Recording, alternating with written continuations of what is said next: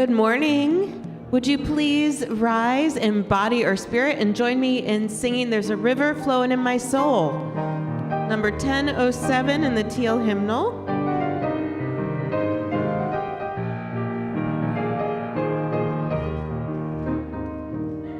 There's a river flowing in my soul. There's a river flowing in my soul, and it's telling me that I'm somebody. There's a river flowing in my soul. There's a river flowing in my heart. There's a river flowing in my heart, and it's telling me that I'm somebody. There's a river flowing in my heart. There's a river flowing in my mind. There's a river flowing in my mind, and it's telling me that I'm somebody. There's a river flowing in my mind. There's a river flowing in my soul. There's a river flowing in my soul, and it's telling me that I'm somebody. There's a river flowing in my soul. Please be seated. Good morning. Okay. I hear a lot of people. Let's do it one more time, all together. Ready? Good morning. Good morning. Excellent, and welcome to this Sunday service of the Eno River Unitarian Universalist Fellowship located here in Durham, North Carolina. I'm the Reverend Jim Lewis, Minister of Lifespan Faith Development and Pastoral Care. And whoever you are, wherever you come from, whatever your race, gender identity, whomever you love, and wherever you are on your spiritual journey, we welcome you.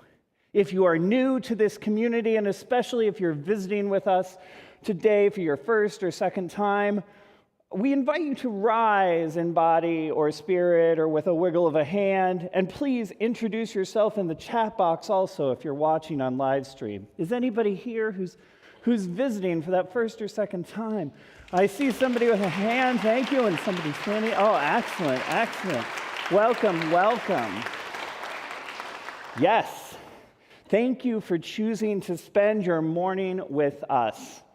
Now, if you have children or youth with you, they are invited to attend one of our religious education classes when the children are sung out to religious education after the time for all ages. And they will be going to that lovely care building next door. We also invite those of you who are visiting to the Inquirer's class for visitors and newcomers, which is also right after service, also in that care building next door, to find out more about Unitarian Universalism and ERUUF in particular.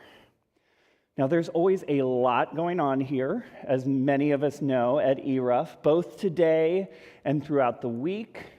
And you can find more out about that in the e-news and on the homepage of our website at eruuf.org under events. Now, I've got a few announcements for you. Some of them are time sensitive, which means they are very important.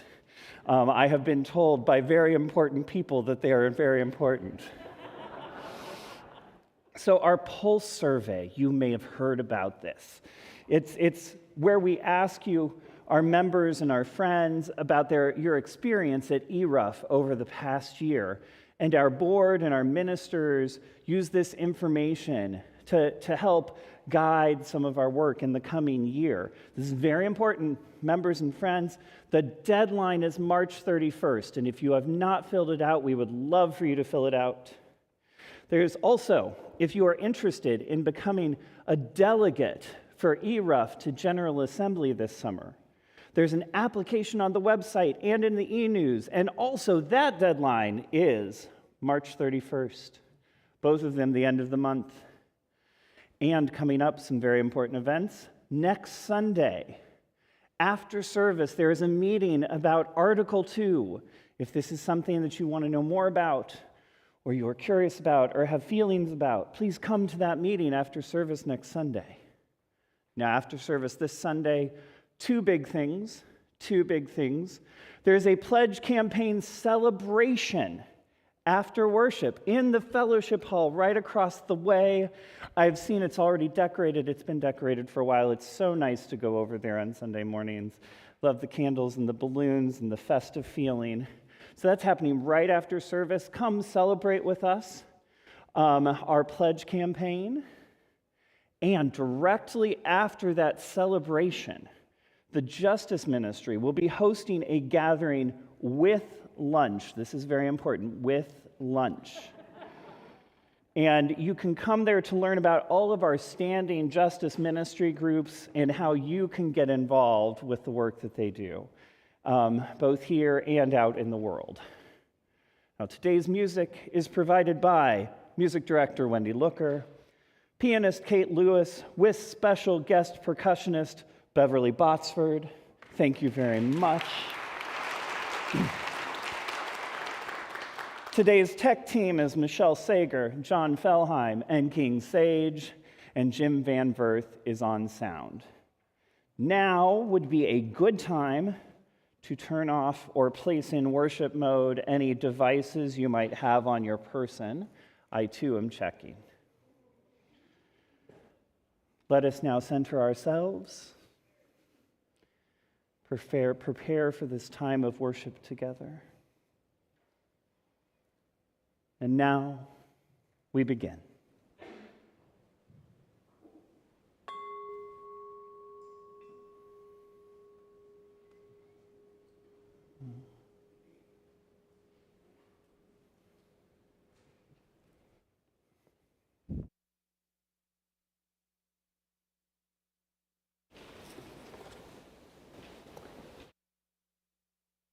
Wisdom maintains that 15 or 20 billion years ago, the blank page of the universe exploded and our story began. We call this fortunate event the Big Bang, which is a bit misleading since the conditions for sound didn't arise until almost a billion years later, and conditions for ears sometime after that. A better way to begin might be to say that 15 or 20 billion years ago, the universe exploded and the beat began.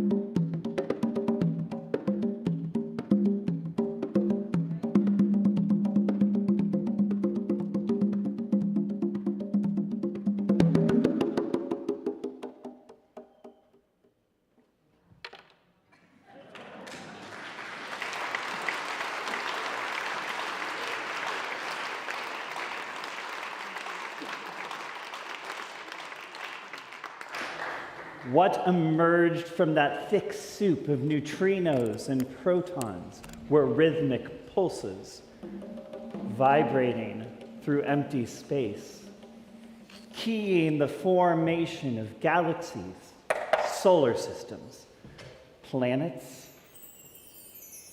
us. Hindus believe there is a seed of sound at the heart of creation, the nada, the essence of reality, reverberating as 1,000 distant thunders.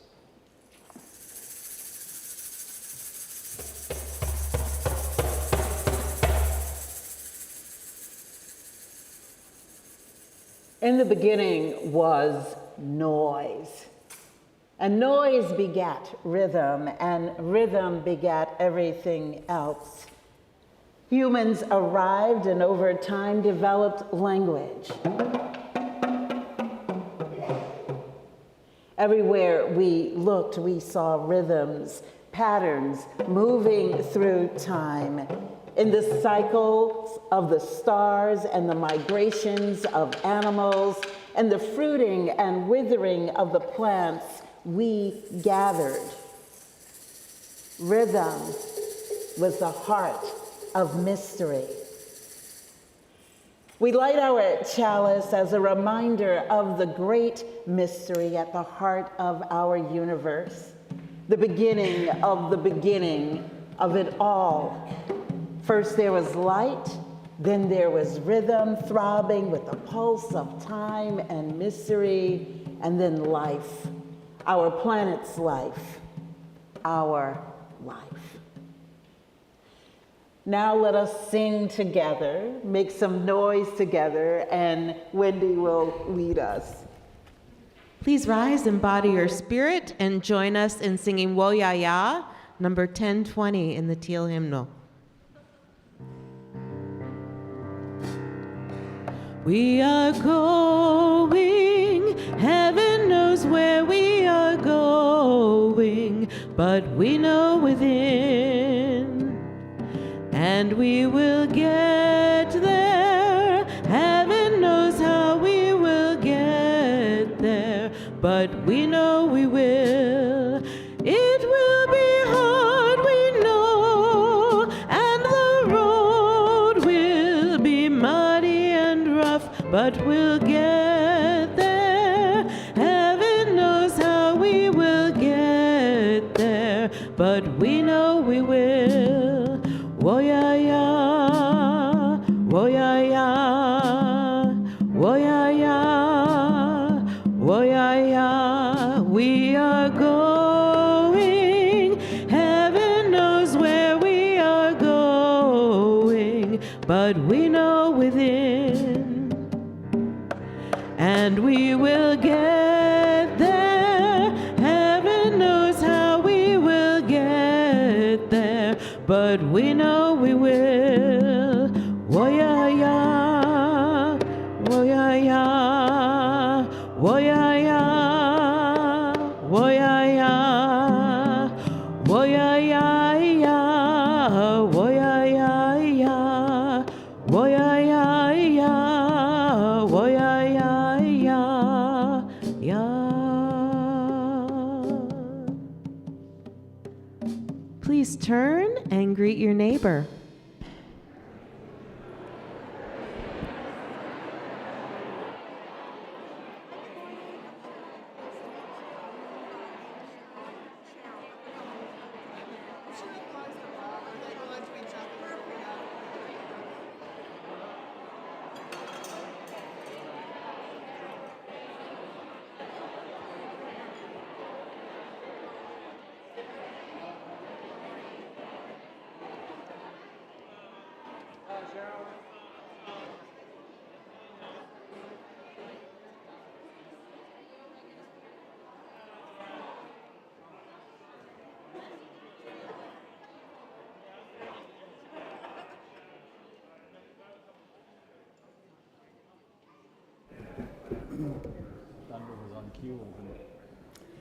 Good morning.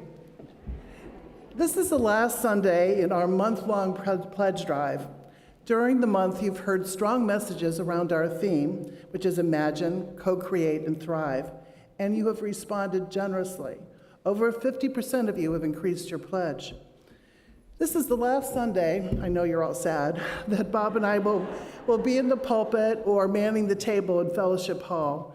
And we want to take time to personally thank you for your contributions to this year's ERUUF Pledge Drive. Thank you to the many of you who have already committed to supporting the fellowship in the form of a pledge.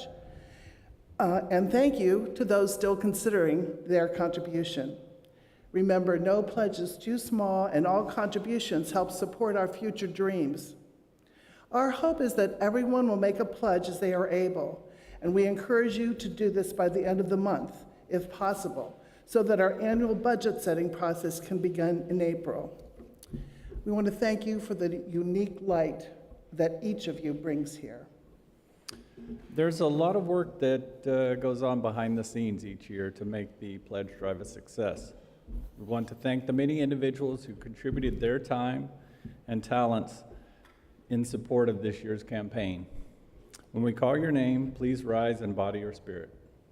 Michelle Sager. Here she is.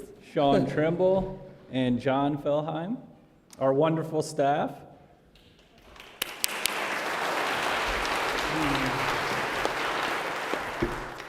Clint McSherry, Beth Harvett, and Holly McKinney.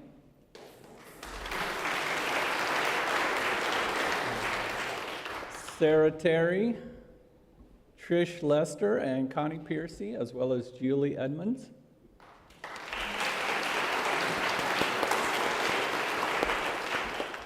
And we also want to, where did she go?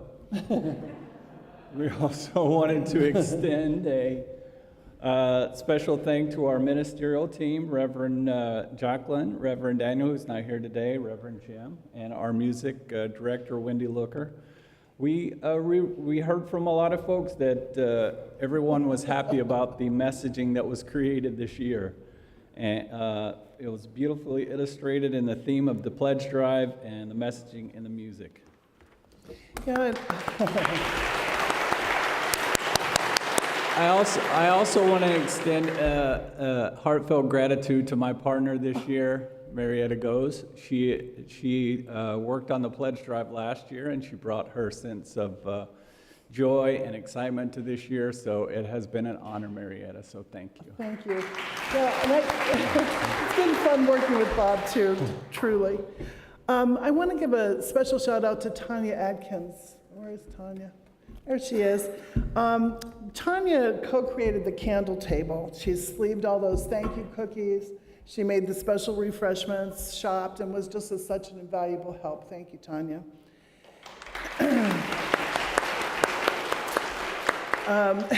Lest this get too much like the Academy Awards. Yeah, exactly. But I want to thank you to the many members that shared what gets them excited about ERUUF in the recorded videos that are now on the ERUUF website, and to the members who offered testimonials during the service. And we'll be hearing from Alana and Rick today. Sarah Sanchez is coordinating the thank you notes, and there are many of you who are writing them, and there are many of you that are making reminder phone calls. So if you're here and you've offered to do one of those things, please stand up. And if we've missed anyone who helped with the many moving parts of this year's pledge drive, please know we thank you and appreciate all of your help. So, thank you. We may have exceeded our number of clappings for one session, but please stay with us. As a small token of our appreciation, memberships of the Stewardship Committee passed out our seed packets. We encourage you to plant these in your home garden or a pot in your home as a symbol of the growth and promise of our future. Please join Marietta and I in the Fellowship Hall, where you have the opportunity to pledge today. We have several options for you to make your contributions. And we want to thank you for the opportunity to serve you. Well, thank you.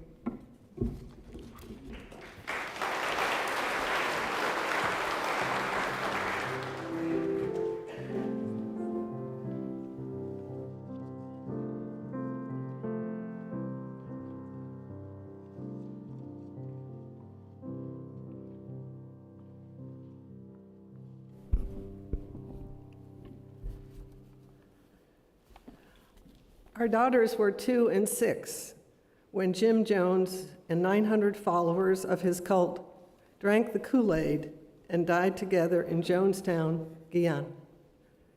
Richard and I were shocked into realizing that our daughters needed some religious upbringing to give their lives a strong spiritual foundation. We started looking in Durham and first visited the Quaker meeting. The girls had friends in their Sunday school classes and liked the lessons. But Richard and I learned that people spoke at the meeting only when inspired by God. During the Sunday worship, there was a lot of silence and expressions about the beautiful weather. So after some weeks, we realized that since we didn't believe in God, the meeting was not a good fit for us.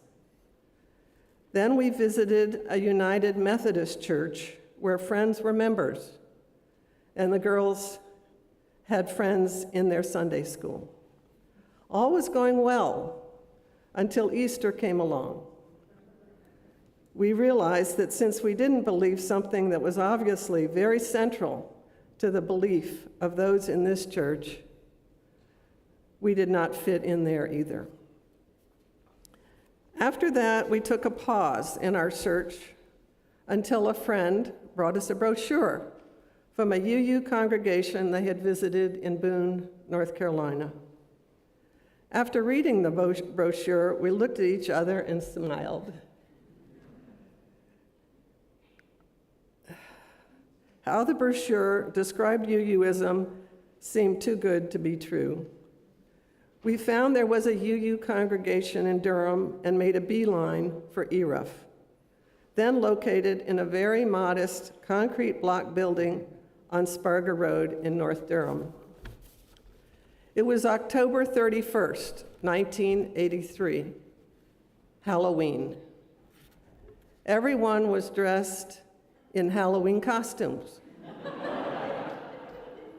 Ross McKinney, who also had small children, was dressed as Oscar the Grouch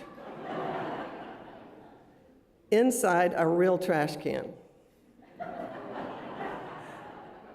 Many women were dressed as witches. Our daughters were very enthusiastic and declared this was where they wanted to come on Sunday mornings. We had found our religious home. ERUUF became a place for our daughters and us to spread our wings as we explored this new community-oriented religion. We attended every Sunday and volunteered for our share of teaching Sunday school. Richard, being an architect and builder, had skills that were useful when ERUUF designed and built the new sanctuary building we are standing in. In 1991, he also redesigned, plumbed, and brought in the contractor for the original care building. And more recently, helped in the decisions for the solar roof and replacing HVAC equipment. He loves sharing his skills with the ERUUF community. At ERUUF, we learned in 1980s about the Contra War in Nicaragua that was financed by our government to defeat a revolution being waged against a despotic ruler the U.S. had supported for decades. Our new minister, Arvid Straube, visited Nicaragua twice with Witness for Peace, and we learned more and more about Nicaragua.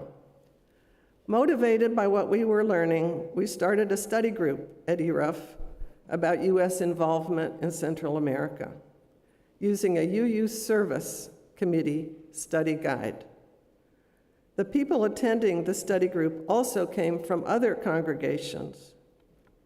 Together, we decided in 1993 to visit Nicaragua and to search for a community with which to build ties of peace and friendship. After this trip, the group started an organization, Sister Communities of San Ramon, Nicaragua.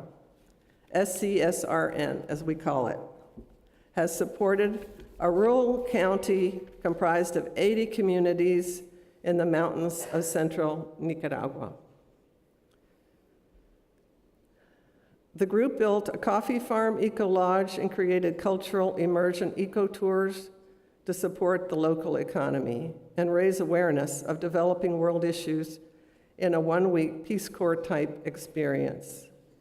Many of you have participated in these eco-tours in the past, and we are extremely grateful to ERUUF for its support. We and our daughters have thrived at ERUUF.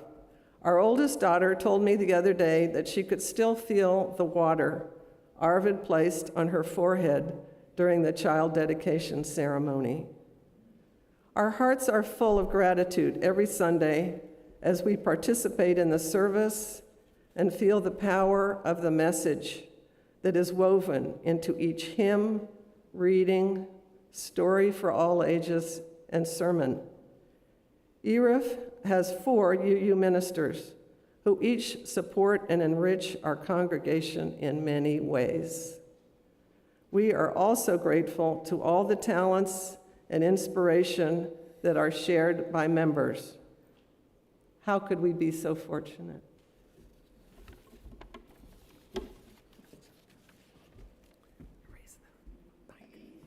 As you can tell, ERUUF has been an incredibly important part of our family's life, and with great gratitude to ERUUF and to the new organization of the ministers, where we have 4 remarkable ministers participating.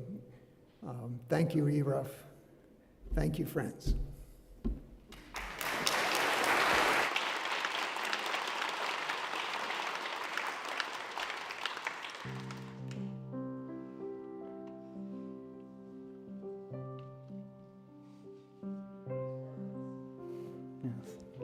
And oh, yes, indeed, you already know what to do. Getting a head start. Yes, indeed, we are welcoming all of our smallest and our mediumest and our largest people, and including those people who may be feeling young at heart to come on up for the Time for All Ages. Oh, excellent. Look at all those masks. What a wonderful variety. Excellent. Oh, great. Could we maybe scoot up just a little bit over here? We got some people in the aisle. Excellent. Loving it. Got some people coming down over here. Yes. So, I have a book for you today, and I saw this book and I was thinking about ERUUF. It is called Love Grows Everywhere. What's this that they're pouring water on right on the front? A dandelion? Yes, indeed. We'll see where that goes. Love grows everywhere. You see a lot of places on here? Multitude of locations. From country farm to city square, from desert, village, hot and dry, to mountain home where eagles fly. Love grows any place. Do you think love grows here at ERUUF? Oh, I think so too. Yes, indeed. It doesn't need a fancy space. Does ERUUF have fancy spaces? No? Kind of. I think we have a few fancy spaces, and we've got some not so fancy spaces. We've got a variety, but it doesn't need a fancy space. It can in a fancy space, but it doesn't need it. No matter if the walls are bare, love only needs our thought and care. And you see a family doing some care of a certain kind. Yes, thought and care are all love needs to help it grow like tiny seeds, yes, that might seem nothing much at first, till up into the light they burst. Love will find a way to brighten any cloudy day. What are they doing with that water there? Watering the plants. So what's that? What is the plant doing? It's growing. And you see people helping each other to make that plant grow. You got lots of plants at your house? Well, you're going to see lots of plants in here in just a second.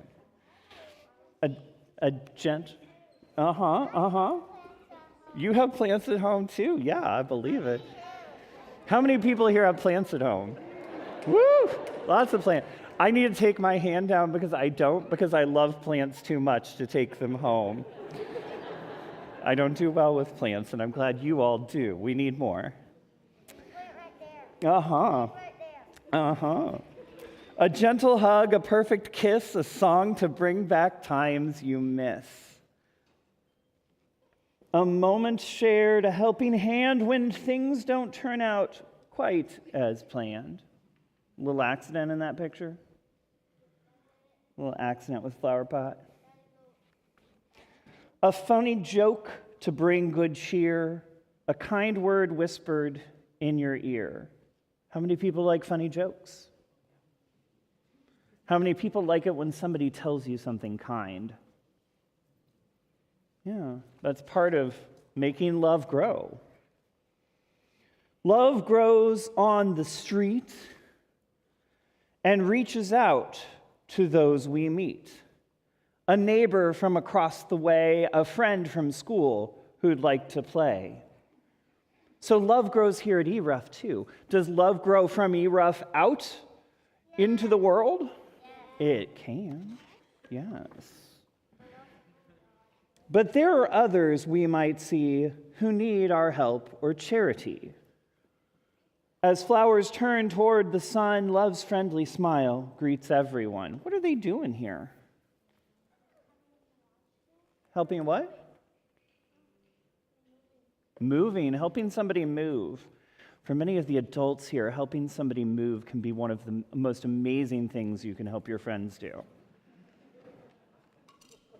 Love fills hearts and minds and comes in many different kinds of people and plants.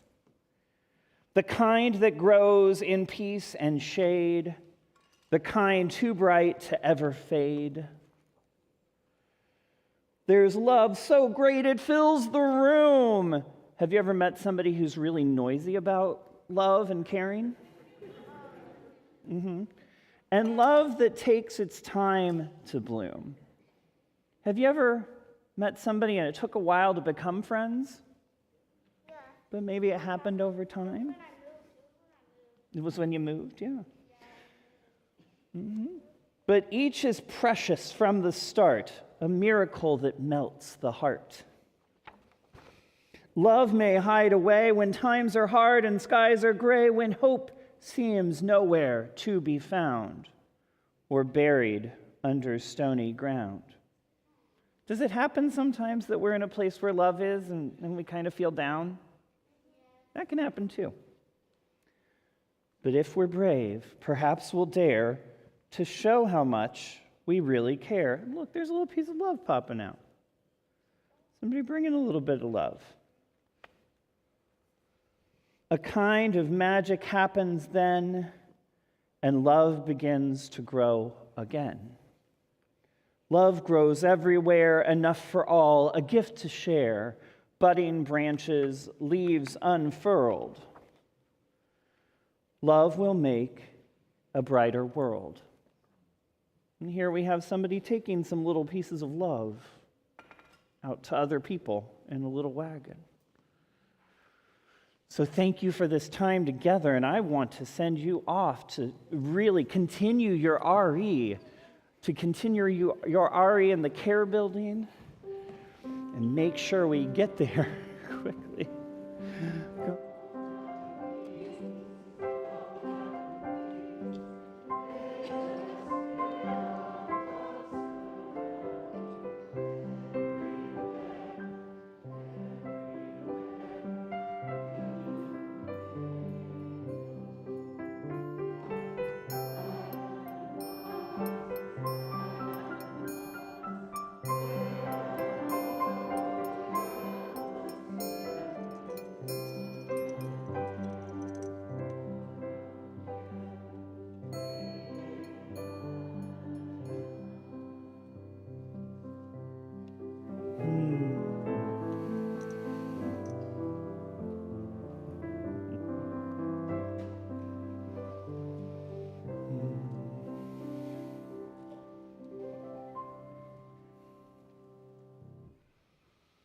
Now I invite you to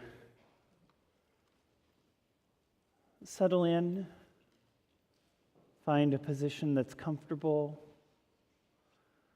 Let your eyes, if you are comfortable, let your eyes close or lose focus as we enter into a time for prayer and meditation.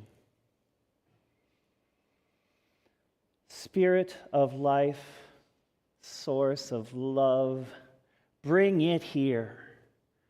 Bring in that love. Bring in that grief. Bring in that pleasure. Bring in sorrow. Bring in peace. Bring in challenge. Bring in you, that whole person who is in the midst of ERUUF, in the midst of communities, in the midst of this world. Bring it to this congregational space. This space of building and holding and nurturing and rejoicing and crying. You may feel like you are thriving today, basking in the possibilities, rolling in the richness of choices, ready to relish what comes next. You may still be surviving, managing, pulling the pieces together, challenged on some or even most days. You may be in the middle of the two, sometimes and in some ways flourishing, and in others just keeping it together.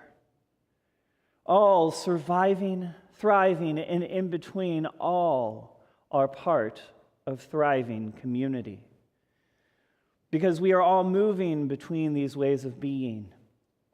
At times we get to have energy, basking and relishing at times, able to power what we do together in multiple ways. And sometimes we are the ones who need holding for our tender parts and spaces. Those are all parts of being fully human and in relationship with others. Bring your tender and soft spaces to this thriving community too. And today we lift up some who are in need of holding. In our ERUUF community, among many unspoken challenges, our griefs we hold in our hearts, and we also continue to pray for Lisa Jones, who is recovering well post-surgery. In our Durham community, we hold the challenges of continued gun violence, the pain of the victims and families associated with the violence, and the challenges of resolving the complex issues that lead to such crimes. In our country, we hold in care our LGBTQ and especially our trans and non-binary siblings as they continue to deal with multiple pieces of proposed legislation that threaten their rights. We also hold the joys and possibilities that live within this community here and now, the excitement and energy that can bring us together and enliven this group of people who assemble together both in person and virtually. For all those in the past that have brought to this space, for all those loving spirits who are here now and journeying together with us, for those who come in the future to this space and feel the impact of what we here now make manifest, I give thanks, robust, delighted thanks, for this community we build together. Amen and blessed be.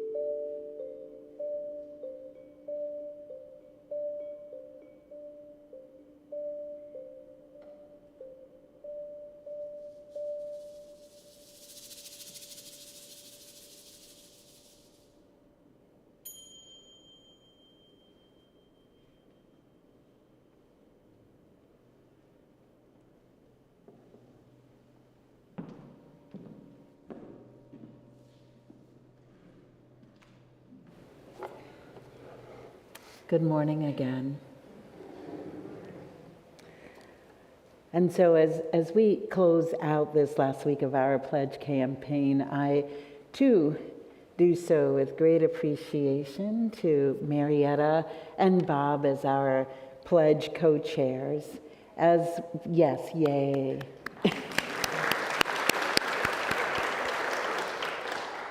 As well as for the engagement of the members of our Stewardship Council, and to those of you, as was said earlier, who created videos and gave testimonials about why this community means so very much to you.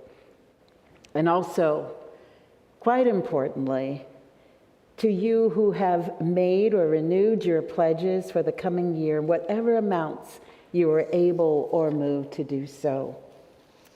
And now we are coming down the home stretch, and I offer the reminder that ERUUF has a $1.1 million budget when we are successfully handling the basics.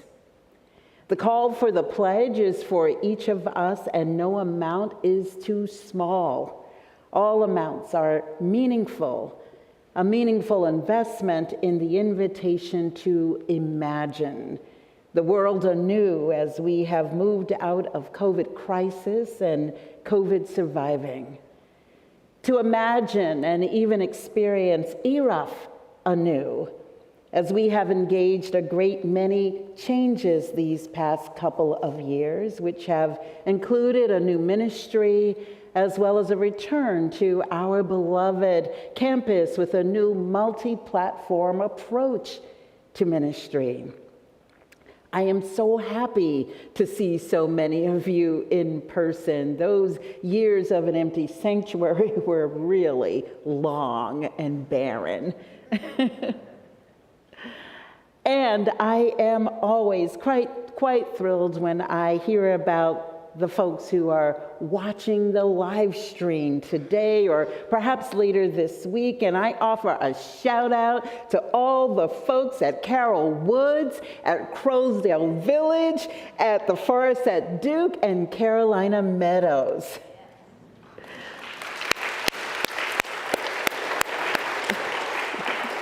To all the people who are unable to make it here this morning, but who love this place.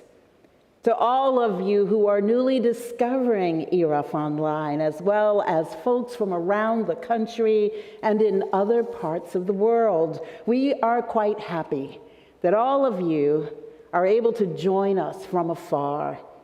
It is actually the pledges of many of you that have enabled this, for us to have the technology and the staff that extend our reach to all who would not otherwise be able to access our Sunday services. With this in mind, over these past several weeks, we also invited everyone to go beyond the level of thought and imagination to participate in the work of co-creating a vision of our future together. And to not stop with ourselves alone, but to co-create for the well-being of all in relationship with others in the communities around us. This as a lived expression of our moral imagination, our ethics, and our faith in the mutuality that calls us to remember that we are a part of the interconnected web of existence that is both micro in the planetary particularities of its concerns, as well as macro in the vast cosmic ecosystem that birthed us and called us into being and still holds us in this very moment.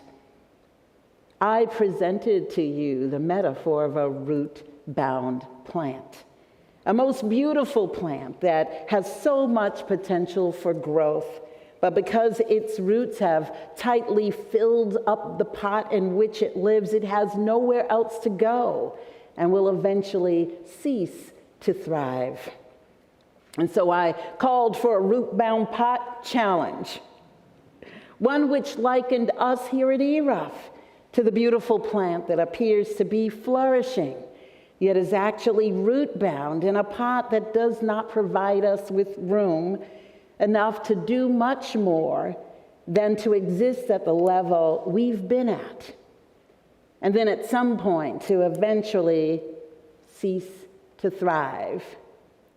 This, as you will hear from our Minister Emeritus, the Reverend Dr. Arvid Straube, who will visit us live this coming Wednesday right here in this sanctuary. He will let us know that this ceasing to thrive is actually the case for many faith-based communities, Unitarian, Universalist, and otherwise. Over the past several weeks, I have been contemplating this metaphor of the root-bound plant as I've considered the third theme of our pledge campaign, which is to thrive. We journey toward a horizon at which our ultimate goal is to shift from survival mode to that of thriving in all the areas in which we've cast our vision. For the care of our children, the stewardship of our resources, toward the deepening of our engagement in our denomination, and toward justice for the earth and the people beyond our walls that we're in community with and who are suffering, and for the deepening of the work we've begun toward racial equity and inclusion. And so as I contemplated root-bound plants these past couple of weeks, I considered the snake plants I have at home, such as the one you see here. This is actually not mine, but it belongs here at ERUUF. These are plants with very interesting qualities in that they can exist in low light and don't need an awful lot of water. They are incredible survivors. It takes a ton of neglect for them to die. So if you're a person who does not have the best lighting conditions or who tends to forget to water your plants and yet you like to have a plant around, a snake plant would probably do it for you, as it has for me. And contrary to my metaphor, snake plants actually like to be root-bound in a pot. And it is generally believed that they like to tightly fill up a space before they need to be transported to another pot. But this year, I discovered something interesting about these hardy survivors. I moved into a new home with tons and tons of light in every room.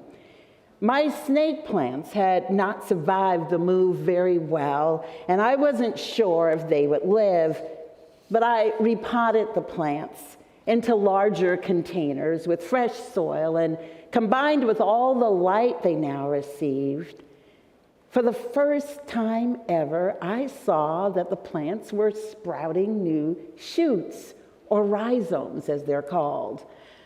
I had never noticed this before and became quite fascinated by it all.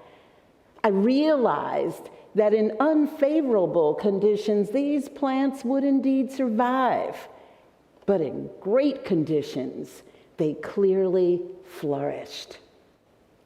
So how does this relate to us? We are not plants, after all. We are people.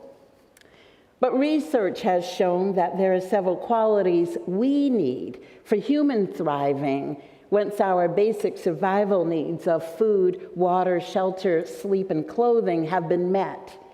And in no particular order, what we humans need to thrive are: 1, access to others, to connection and belonging; and 2, we need to feel connected with the universe in a meaningful way by having a sense of meaning and purpose in life, which may or may not include religion.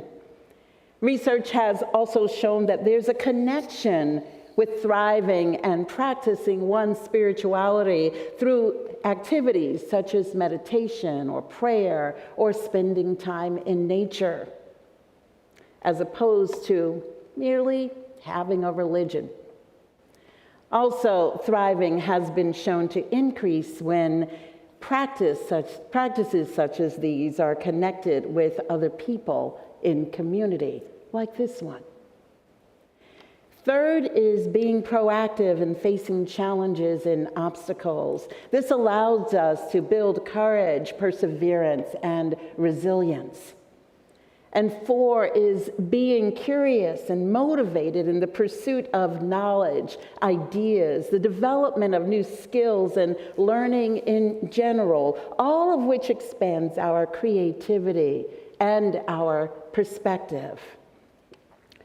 And 5 is a sense of hope in the future, to set goals and feel confident that we can reach them, even if we are not here to see the realization of the goal. And so I'm going to have Reverend Jim right now share a little about this in a piece called Cathedral Thinking from a book called The Good Ancestor by Roman Krznaric.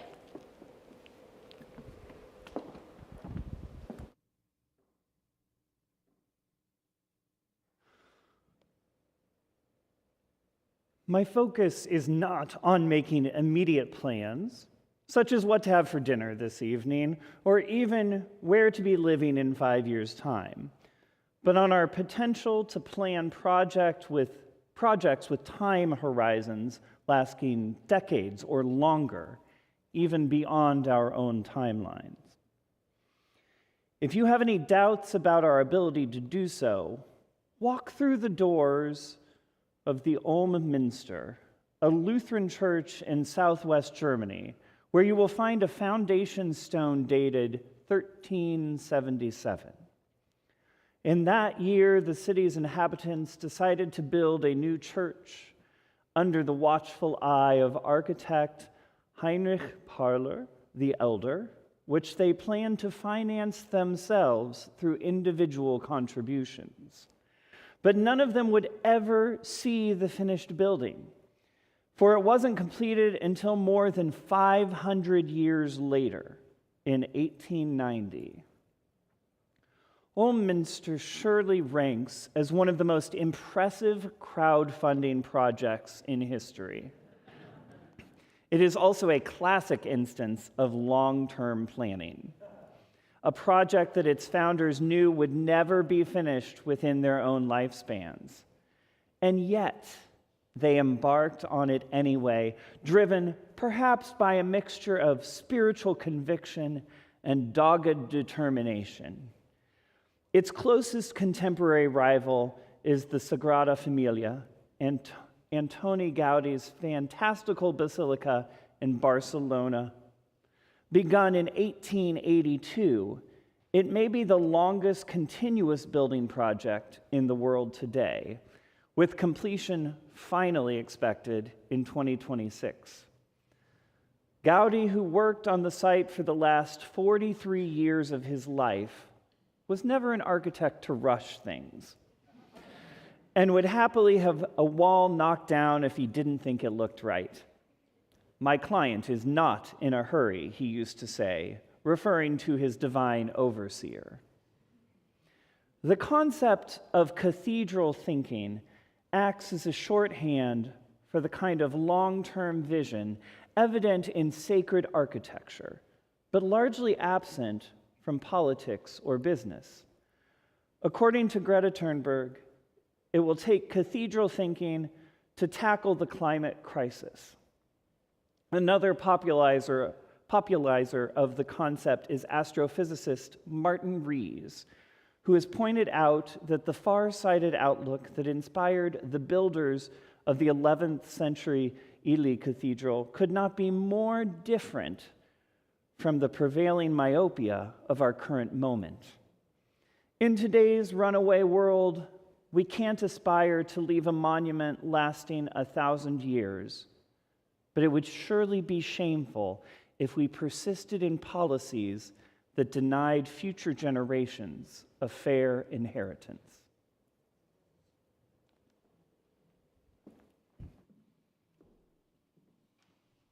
In The Good Ancestor, Roman Krasnarek goes on to identify projects developed by humans the world over during the past 5 millennia, from the construction of religious buildings, infrastructure, urban design, and even public policy that were created on behalf of future generations, that took generations to complete, and the results of which the initial planners or builders would often never see, but would be the ancestors of. In 1966, when ERUUF was first formed, 42 people decided to begin something that we now take part in. We have only to look around, to move across these grounds and buildings to sense how much energy and love has been poured into this place, and how much goodness has resulted. I often wonder what they imagined back then. How fully formed was their dream? It was not unusual for a fellowship begun by lay people to not thrive. Did the original founders imagine just how much this one would in becoming a thriving, growing community that is now serving over 1,000 people? I sometimes sit alone in the quiet of this sanctuary and contemplate the ancestors of ERUUF. Did they, or could they imagine we who are here today? The concerns we are grappling with in these times, and how expansive and changed a community becomes when it lives most fully into its dreams, when it invites in the imagination of others. This past week, a group of ERUUF's longtime and most dedicated builders, which included, I believe, Georgie, were you there? Was Rick there? Yes, Georgie and Rick Searles, who are the last two of our original founders.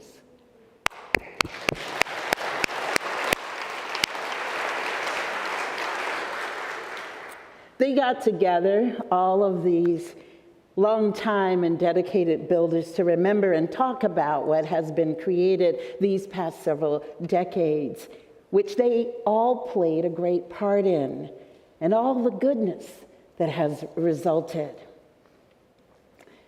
And it has occurred to me, and perhaps to some of you as well, that though this fellowship was first begun as a result of one of the tragic events of the civil rights movement, which took place in Selma, Alabama, during which Unitarian Universalist ministers participated, responding to a direct call from the Reverend Dr. Martin Luther King Jr., who many of them personally knew, and during which a UU minister, the Reverend James Reeb, a friend of Dr. King's, died from the grave injuries he suffered at the hands of Selma's segregationists, and during which UU civil rights activist Viola Luiso was murdered by the Ku Klux Klan in Selma. It is nonetheless quite possible that the ancestors, the starters of this project we now know as ERUUF, which was begun in response to those events, did not, or perhaps could not, consciously imagine who we have now become. All the goodness that has arisen from this place. And that in a few short weeks, there will be a group of nearly 50 ERUUFians who will make a pilgrimage to Alabama and visit Selma. It is highly likely that ERUUF's ancestors could not have imagined the ways in which the seeds they planted, how the work they had begun would evolve, what would emerge. And that is okay.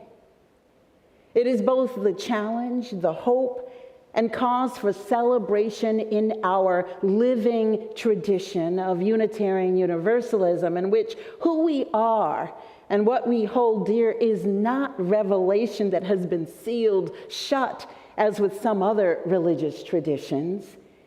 We instead are continually evolving to meet the moment, what we come to understand as the prophetic needs of our times, needs that are an invitation, if not an outright urgent cry, as young climate activist Greta Thunberg points out, to engage in cathedral thinking. Cathedral thinking is not about the building of a religious edifice or a monument to ourselves or for ourselves alone. It is about how our long-term considerations about what we do here at ERUUF today, the vision we cast, we might see some of the fruits of. But if all goes well, it is quite likely that we will not see the manifestations of all the goodness that has the potential to emerge from this place. Though we can be conscious and intentional in thinking about it and planning for it. For instance, we can act today to be so radically welcoming that people we have yet to imagine say, yes, I want to belong here because this community is in alignment with my core values and beliefs, the world I want to live in and be a part of creating, that I want my children to live in, just as Lana spoke of. In her and Richard's search for a community that exemplified the beliefs they held and wanted their children to grow into. We here at ERUUF are called to that which is larger than ourselves in a very concrete way. The tenets of our liberal faith call us not to simply learn about or think about spiritual and ethical things, but to also address the issues of the day as the embodiment of our spiritual and ethical beliefs so that all may thrive. Today, directly after the celebration being held for our pledge campaign during fellowship hour, the Justice Ministry is hosting an all-congregation gathering during which you'll have an opportunity to learn about all the good work in the community that ERUUF is engaged in and how you might put your faith into action, embody your spiritual and ethical beliefs so that both we and others in the world around us might thrive. The ERUUF of today is being co-created with a vision of thriving, not only for this current moment in time, but we seek to thrive so that this refuge for Unitarian Universalism in the South, for free thinkers and progressive believers of all races, ages, ethnicities, gender identities, and economic class would last into a future that is far beyond any of us. A future in which we would be considered good ancestors. As I prepare to close, I want you to know what we need as a community to thrive for the work we're called to in this present moment of what we might call our cathedral thinking. Follow the example of those who came before, not simply those who are now our ancestors, but our elders, who are living examples of those who have given and who continue to give their time, talent, and treasure on behalf of this community. I love to say that when we look around this very room, this entire campus, all that is here is because people like you made the decision for it to be here. It took vision, insight, foresight, and imagination. It took a labor of love, and it continues to do so. I have the wonderful privilege of working with incredible volunteers here who give so much of their time, talent, and energy serving on the board of trustees, the coordinating team, on the foundation, who work on our grounds, participate in worship services and music, who run our sound system for our services, and who do so much more. who ultimately respond to the call when asked far more than they say no. And they sometimes do say no, which I actually believe is a healthy thing to do. It is important that we engage the next generation of ERUUF's leaders and volunteers so that we might continue to thrive well into the future. Your time and talent are needed, even if all you can do is spare an hour to volunteer for an activity that contributes to our flourishing, again, not simply for ourselves alone, but for people who might need what we have to offer, who might be in search of a community such as this, longing to engage in beloved community. And finally, as we bring our pledge drive to a close, we ask for you to give financially, whether it is to raise an existing pledge or to pledge if you are not already doing so. I know that some of us feel uncomfortable talking about money publicly, or might have been taught that we should not have public discussions about money. But I am openly talking about it with you so that we're all informed, so that we begin to understand it is a spiritual call, as all of our actions are. Here are some important numbers to be aware of that can move us into a thriving mode, a mode of flourishing, so that those around us can also flourish. We are $24,000 away from funding a part-time justice coordinator to work with our justice ministry for the next 2 years. $24,000. I believe it's important to think of this and other roles in terms of 2 years so that we know the role is sustainable as we continue to grow as a congregation. Many of you have asked me, when will we move back to 2 services? We are planning to do so in the fall, but as we make this shift, we are $10,000 away from hiring a part-time staff person to take on the extra technical and administrative support this will require.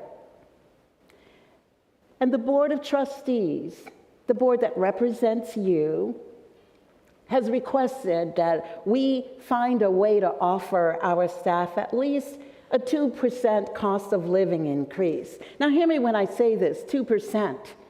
Many of us know that the current rate of inflation is running at 6%. As ERUUF's employer, I encourage each of you to pledge at least something that acknowledges the hard work, the dedication of this staff, and allows their earnings to remain livable.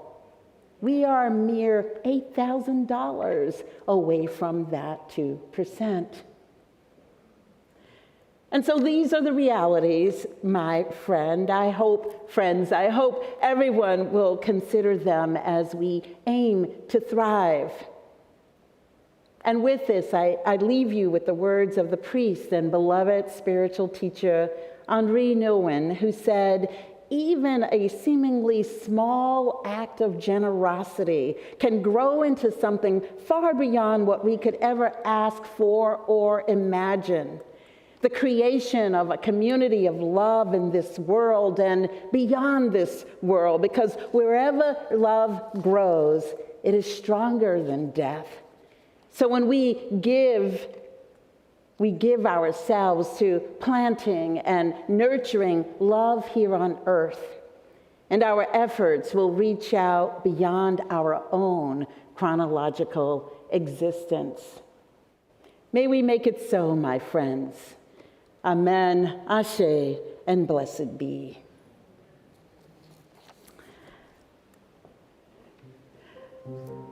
And so, here's your ask. I think I already made the ask, right? As the greeters come forward, we invite you to give, whether it is a pledge or just to give for the plates today. And some of you may not be aware, but we now have this card in the pews. And on one side is digital giving. You can point your device at the QR code and you'll be taken to the place on ERUUF's website where you can give, or there will be other ways that you're shown how to give if you don't have a cash or check. On the other side, this is a pledge card. Feel free to make use of it.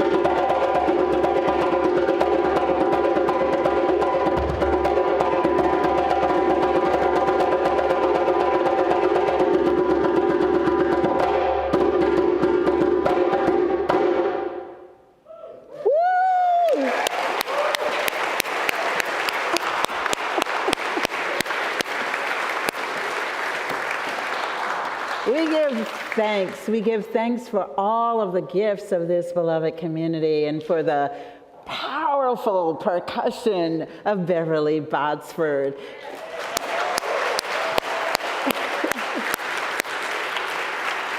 For those of you who might be interested, Beverly is offering a performance at North Star Church downtown Durham on, what day is that? It's on April 5th. April. It's Wednesday at 12:30 in the afternoon, celebrating the gifts of elders, celebrating the Jazz Age and the elders that came up through there, honoring senior citizens.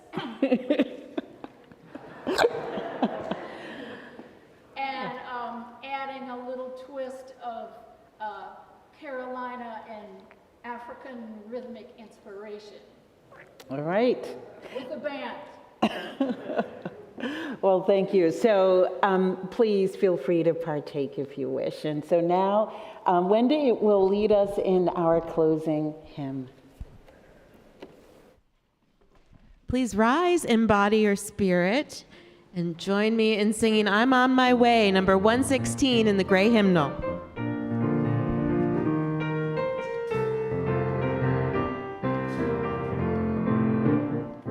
I'm on my way to the freedom land. I'm on my way to the freedom land.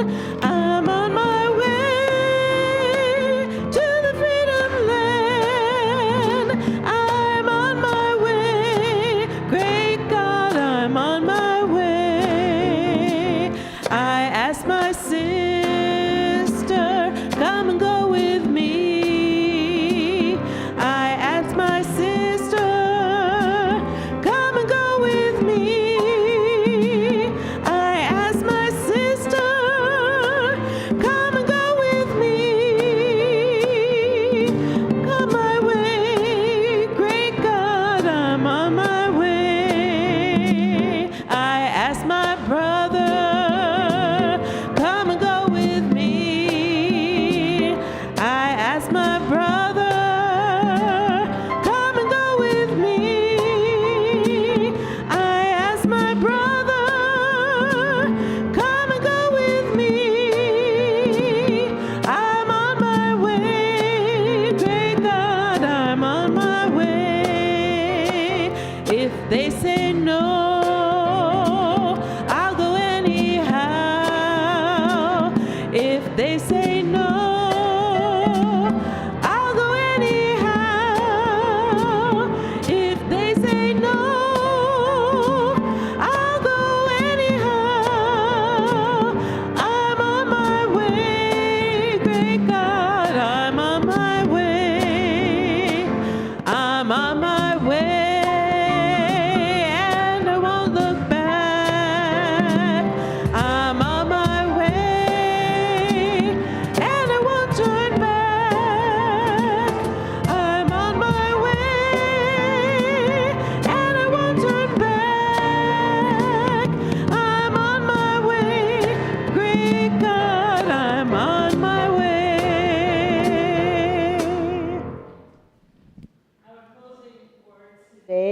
is one of my favorite brief poems by the poet Hafiz, who says, even after all this time, the sun never says to the earth, you owe me.